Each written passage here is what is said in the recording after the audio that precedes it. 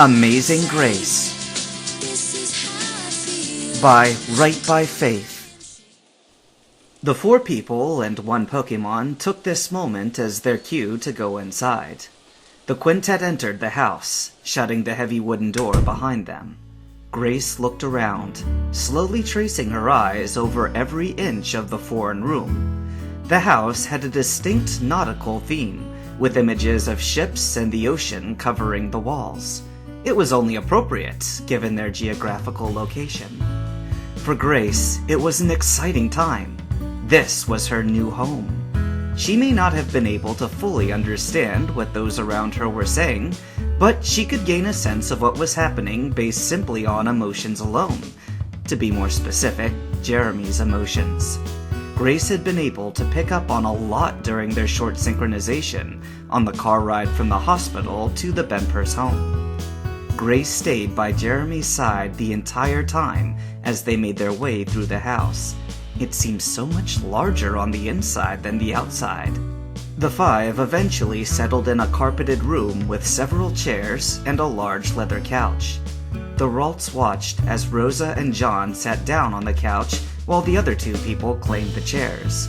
Not wanting to be left out, Grace crawled up the side of Jeremy's chair and planted herself firmly in his lap, like how a child would. The Pokemon looked around and noticed the amused and surprised glances that the adults were giving her. Ashley laughed lightly and began to speak. "She really does seem to have taken a liking to you, Jeremy," she noted, watching the Ralts snuggle comfortably into his lap. "So, what exactly is she? I've never seen a Pokemon like her before." "The nurse said Grace is a Ralts," Jeremy told her enthusiastically. "She's from the Hoenn region." He proceeded to explain the confrontation between himself and the Rattata, saving Ashley the time of asking why his arm was injured. "I'm glad I saved her. Now she can live with us as part of our family." At that statement, the Ralts began to sing her name happily into the air. Jeremy laughed as he ruffled his fingers through Grace's fine, soft green hair. "I'm glad you think so too." "She does seem rather happy, doesn't she?" Ashley observed with a smile. Turning her attention to the adults in the room, the girl asked, "I never thought you guys would have a Pokemon in your house. I know Jeremy wants to be a trainer when he grows up, but to have one as a pet?" "Grace isn't a pet!" Jeremy protested, but was quickly quieted by his mother. "Jeremy, please settle down." Rosa looked at Ashley and gave a light shrug. "Truth be told, I didn't expect to be coming home with a Pokemon either, but stranger things have happened." The teenage girl nodded her head in agreement. "I figure this will be just another one of life's great adventures for us to tackle, like the twins." John chuckled at that comment, knowing all too well what his wife meant. Surprises weren't always such a bad thing. John and Rosa weren't expecting twins, but now considered themselves to be some of the most blessed parents in the world because of them. Perhaps it would be similar with Grace? Only time would tell. "I have a feeling that everything will work out for the best," the girl responded, a confident smile gracing her face. Ashley was optimistic, perhaps even to the point of being excessive, but her confidence and attitude were always a welcome thing. Noting the time of the anchor-shaped wall clock, the girl began to stand. "Well, I don't want to overstay my welcome. I'm sure you have things you want to do now that you're home," she announced.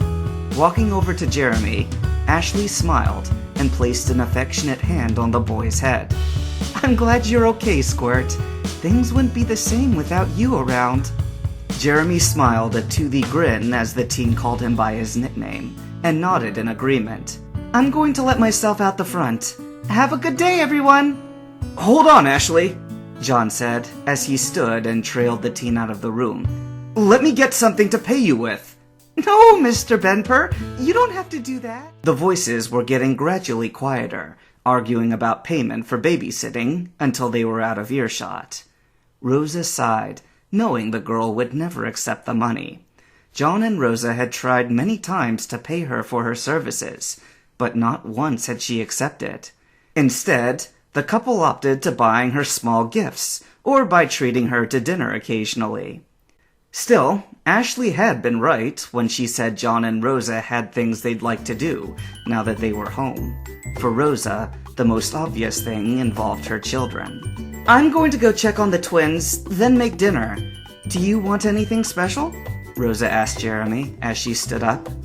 Jeremy contemplated the question for a few seconds before shaking his head. "I'll surprise you then," Rosa stated with a smile. "You should show Grace around the house. If this is going to be her home, then she should at least know her way around it." Jeremy enthusiastically nodded and watched as his mother walked out of the room and in the direction of the siblings' bedroom. Showing Grace around their house sounded like a fun thing to do. Looking down at the green-haired Pokemon in his lap, the boy placed his hands under Grace's arms and lifted her up into the air. Grace let out a small gasp as Jeremy stood and placed her on the ground next to his feet. Looking up with her large, cherry-colored eyes, the Ralts made it known that she was curious about what he was doing. "This is our home, so I'm gonna show you around a bit," Jeremy explained, his voice full of anticipation and excitement.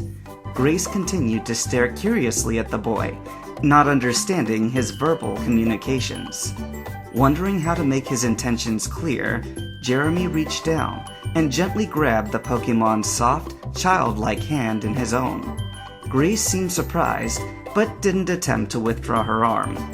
"Just follow me, okay?" This gesture seemed to help the Pokemon understand what he wanted. Grace nodded her head and followed the boy's lead. Walking at a slow enough pace to allow for the short-legged Ralts to keep up, Jeremy walked through several doorways until he reached the kitchen, the proverbial and literal center of the Benper home. It was in this room that the majority of socialization took place, from meals to general conversation. The room itself was brightly lit by natural sunlight that shone through several of the large windows that occupied the walls, as well as a single large sky dome, giving the space a natural feel, despite being filled with artificial, human-made appliances. "This is our kitchen.